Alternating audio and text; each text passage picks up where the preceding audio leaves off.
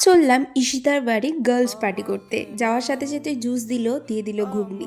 তো সবাই মিলে ঘুগনি এনজয় করছিলাম।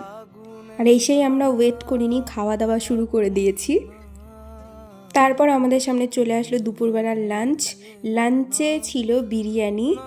কে কে বিরিয়ানি লাভার আছো প্লিজ কমেন্ট করে জানিও। আর আমার পাশে যে বসে আছে পার্পেল, বিটিএস লাভার, এ তো যখনই দেখি তখনই খায়। আর এই যে আমাদের শেফ মুক্তা লেগে গেছে ফুচকা ভাজতে।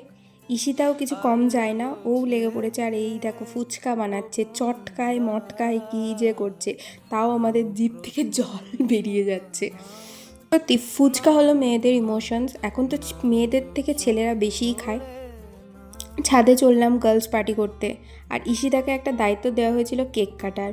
আর ও যে এত মায়া দেখিয়ে কেকটা কাটছিল যেন কাকে খুন করে ফেলছে। তো এই ছিল আমাদের পার্টি। কেমন লাগলো প্লিজ একটা লাইক করে দিও।